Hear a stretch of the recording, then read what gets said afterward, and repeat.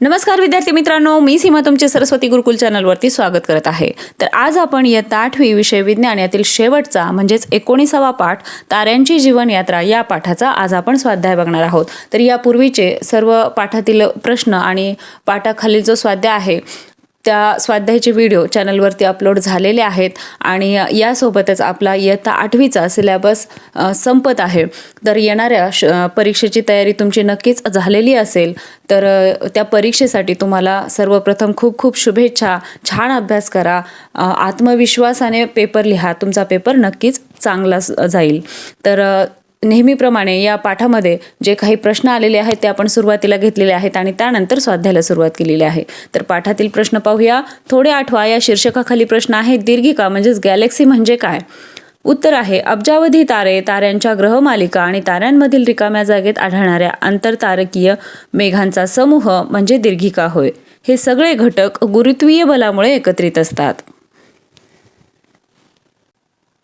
दुसरा प्रश्न, आपल्या सूर्यमालेत कोणकोणते घटक आहेत? उत्तर आहे, सूर्य, 8 ग्रह, उपग्रह, लघुग्रह, धूमकेतू, उल्काप म्हणजे धूमकेतूंचे भरकटलेले तुकडे इत्यादी गोष्टी आपल्या सूर्यमालेत आहे. 3. तारे व ग्रह यांतील प्रमुख फरक कोणते? यातील फरक पाहूया. 1. तारे स्वतःचा प्रकाश निर्माण करतात तर ग्रह ताऱ्यांचा प्रकाश प्रतिबिंबित करतात. 2. तारे हे प्रचंड खगोलीय पिंड असतात तर ग्रह लहान असतात. 3. तारे टिमटिमतात तर ग्रह स्थिर असतात. आणि 4. तारे हे हायड्रोजन आणि हेलियम पासून बनलेले असतात तर ग्रह हे सूर्याभोवती फिरतात. चौथा प्रश्न आहे, उपग्रह म्हणजे काय? उत्तर आहे, ग्रहाभोवती एका निश्चित मार्गावर परिभ्रमण करणारा खगोल म्हणजेच उपग्रह होय. 5वा प्रश्न, आपल्या सर्वात जवळ असलेला तारा कोणता? उत्तर आहे, सूर्य हा आपल्याला सर्वात जवळचा तारा आहे. त्यानंतरचा प्रश्न पाहूया. विश्वाबद्दल ही सगळी माहिती आपण कशी मिळवली? उत्तर आहे, अनेक दुर्बिणी ह्या पृथ्वीच्या पृष्ठभागावर ठेवलेल्या असतात तर काही दुर्बिणी ह्या मानवनिर्मित कृत्रिम उपग्रहांवर ठेवलेल्या असतात. या दुर्बिणी पृथ्वीभोवती परिभ्रमण करत असतात आणि खगोलीय वस्तूंचे निरीक्षण करत असतात. त्यामुळेच आपल्याला या खगोलीय घटकांविषयी माहिती मिळत असते.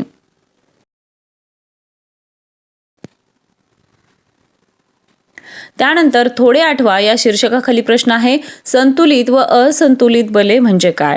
तर यातील फरक पाहूया. 1. संतुलित बलांचे परिमाण समान असते तर असंतुलित बलाचे परिमाण समान नसते. 2. संतुलित बलांची दिशा विरुद्ध असते तर असंतुलित बल एकाच दिशेने कार्य करू शकतात किंवा करू शकत नाहीत. 3. संतुलित बले वस्तूच्या गतीत बदल करू शकत नाहीत तर असंतुलित बलामुळे वस्तू वेग वाढवते, कमी करते किंवा दिशा बदलते. आपण तिसऱ्या पाठात संतुलित किंवा असंतुलित बलाविषयी माहिती घेतलेली आहे. तेव्हा याच विषयाचा याच इयत्तेचा तिसरा पाठ तुम्ही रेफर करू शकता. आतापर्यंत आपण पाठात आलेले प्रश्न व त्यांची उत्तरे पाहिली. आता स्वाध्यायाला सुरुवात करूया. यामध्ये पहिला आहे, शोधा म्हणजे सापडेल. त्यातील आपल्या दीर्घिकेचे नाव रिकामी जागा हे आहे तर काय आहे? मंदाकिनी हे नाव आहे. प्रचंड अंतरे मोजण्यासाठी रिकामी जागा हे एकक वापरतात तर रिकाम्या जागी योग्य शब्द येईल प्रकाश वर्ष. प्रकाशाचा वेग रिकामी जागा किलोमीटर प्रति सेकंद एवढा आहे तर रिकाम्या जागी आकडा येईल 3 लाख किलोमीटर प्रति सेकंद.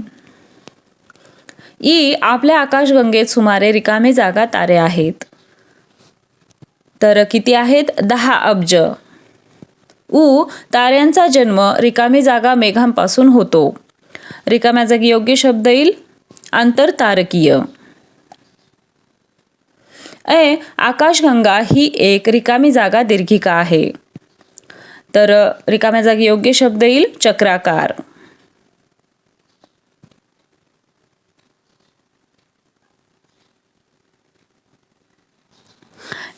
तारे हे रिकामी जागा वायूचे गोल असतात तर रिकाम्या जागी योग्य शब्द येईल तप्त.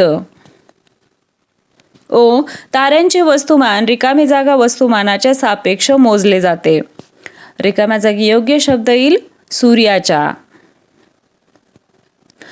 सूर्यापासून पृथ्वीपर्यंत प्रकाश येण्यास रिकामी जागा एवढा वेळ लागतो, तर चंद्रापासून पृथ्वीपर्यंत प्रकाश येण्यास रिकामी जागा एवढा वेळ लागतो.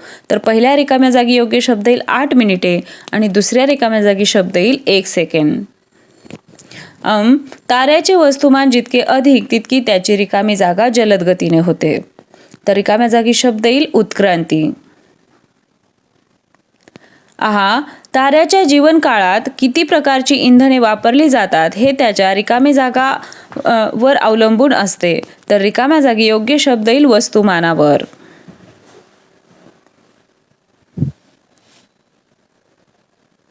पुढचा प्रश्न आहे कोण खरे बोलतंय. तर यातील प्रकाश वर्ष हे एकक काल मोजण्यासाठी वापरतात. तर याचं उत्तर आहे चूक. प्रकाश वर्ष हे एकक अंतर मोजण्यासाठी वापरतात. ताऱ्याची अंतिम अवस्था त्याच्या मूळ वस्तुमानावर अवलंबून असते. तर हे विधान बरोबर आहे. ताऱ्यातील गुरुत्वीय बल त्यातील इलेक्ट्रॉनच्या दाबाशी समतोल झाल्यास तारा न्यूट्रॉन तारा होतो. तर हे विधान चूक आहे. बरोबर विधान पाहूया. ताऱ्यातील गुरुत्वीय बल त्यातील न्यूट्रॉन्सच्या बलाशी समतोल झाल्यास तारा न्यूट्रॉन तारा होतो. कृष्णविवरातून केवळ प्रकाशच बाहेर पडू शकतो. तर हे देखील विधान चूक आहे. बरोबर करून घेऊया. कृष्णविवरातून अगदी प्रकाशही बाहेर पडू शकत नाही. त्यानंतर सूर्याच्या उत्क्रांती दरम्यान सूर्य महाराक्षसी अवस्थेतून जाईल. तर हे विधान चूक आहे. बरोबर विधान पाहूया. सूर्याच्या उत्क्रांती दरम्यान सूर्य तांबडा राक्षसी तारा या अवस्थेतून जाईल. आणि शेवटचं विधान सूर्याची अंतिम अवस्था श्वेतबटू ही असेल. तर हे विधान बरोबर आहे.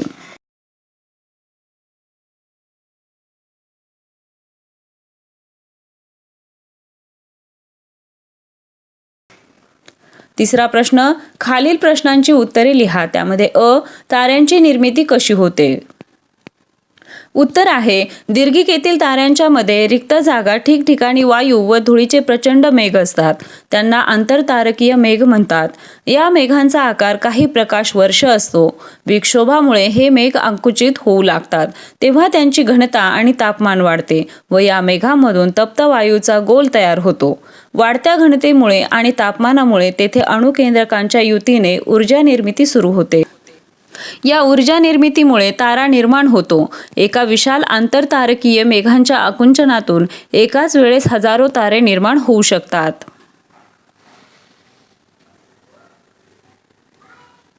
त्यानंतरचा प्रश्न आहे ताऱ्यांची उत्क्रांती कशामुळे होते. उत्तर आहे सर्वसाधारणतः ताऱ्यांची स्थिती दीर्घ कालावधीपर्यंत स्थिर दिसत असली तरी ती कायम नसते. काळाप्रमाणे ताऱ्यांच्या गुणधर्मात अतिशय संथ गतीने बदल होत असतात. त्यास ताऱ्यांची उत्क्रांती म्हणतात. ताऱ्याच्या केंद्रातील इंधन जळणे व त्याचे परिमाण कमी कमी होत जाणे हेच ताऱ्यांच्या उत्क्रांतीचे कारण आहे.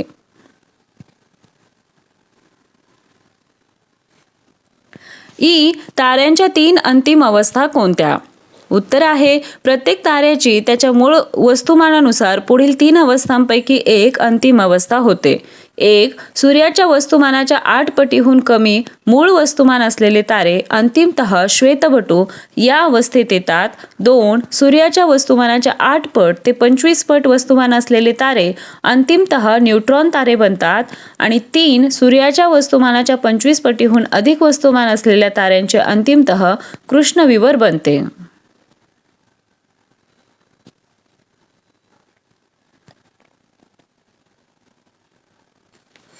त्यानंतरचा प्रश्न आहे कृष्णविवर हे नाव कशामुळे पडले.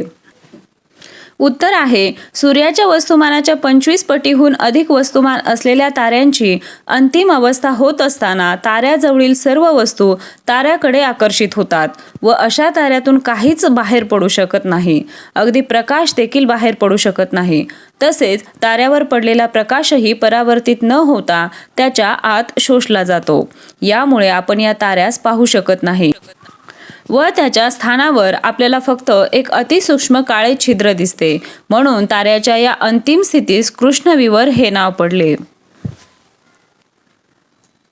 पुढचा प्रश्न आहे न्यूट्रॉन तारा ही कोणत्या प्रकारच्या ताऱ्यांची अंतिम स्थिती असते. उत्तर आहे न्यूट्रॉन तारा ही सूर्याच्या वस्तुमानाच्या 8 ते 25 पट वस्तुमान असलेल्या ताऱ्यांची अंतिम स्थिती असते. चौथा प्रश्न त्यामध्ये तुम्ही जर सूर्य असाल तर तुमचे गुणधर्म स्वतःच्या शब्दात लिहा. याचं उत्तर आहे नमस्कार, मी सूर्य. मी आकाशगंगेतील एक सामान्य तारा. मी तप्त वायूचा प्रचंड गोल. माझे वय 4.5 अब्ज वर्ष आहे. माझे वस्तुमान 2 गुणिले 1030 किलोग्राम असून माझी त्रिज्या 6,95,700 किलोमीटर इतकी आहे. माझ्या पृष्ठभागावरील तापमान 5,800 के असून केंद्रातील तापमान 1.5 गुणिले 107 के इतके आहे. माझे वस्तुमान पृथ्वीच्या वस्तुमानाच्या सुमारे 3.3 लक्ष पट आहे व माझी त्रिज्या पृथ्वीच्या त्रिज्येच्या 100 पट आहे. माझ्यापासून प्रकाशाला पृथ्वीपर्यंत येण्यासाठी 8 मिनिटे लागतात. त्यानंतर पुढचा प्रश्न आहे श्वेतबटूबद्दल माहिती द्या. उत्तर आहे सूर्याच्या वस्तुमानाच्या 8 पटीहून कमी मूळ वस्तुमान असलेल्या ताऱ्यांची अंतिम अवस्था ही श्वेतबटू अवस्था असते. या अवस्थेत तारे श्वेत रंगाचे दिसतात व त्यांच्या लहान आकारामुळे ते श्वेतबटू म्हणून ओळखले जातात. श्वेतबटूचा आकार पृथ्वी इतका लहान असल्याने त्यांची घनता खूप जास्त असते. त्यातील 1 चमचा पदार्थाचे वजन सुमारे काही टन असेल. आलं लक्षात? आशा आहे तुम्हाला सर्व प्रश्नांची उत्तरे समजली असतील. आपल्या चॅनलवरती सर्व विषयांच्या स्वाध्यायाचे व्हिडिओ अपलोड झालेले आहेत. त्याचबरोबर विविध विषयांची भाषणे, निबंधलेखन, पत्रलेखन, आर्ट अँड क्राफ्ट या सर्वांचे व्हिडिओ देखील चॅनलवरती अवेलेबल आहेत. तेही तुम्ही चेक करा. तेही तुम्हाला नक्कीच आवडतील. आणि हा व्हिडिओ तुम्हाला कसा वाटला ते कमेंट करून नक्की सांगा. व्हिडिओ आवडला असेल तर व्हिडिओला लाईक करा. तुमच्या मित्रांना हा व्हिडिओ शेअर करा आणि सर्वात महत्त्वाचं म्हणजे चॅनलला सबस्क्राईब करा. येणाऱ्या परीक्षेसाठी तुम्हाला खूप खूप शुभेच्छा. पेपर शांत डोक्याने व्यवस्थित मन लावून सोडवा. तुमचा पेपर नक्कीच सोपा जाईल. Best of luck.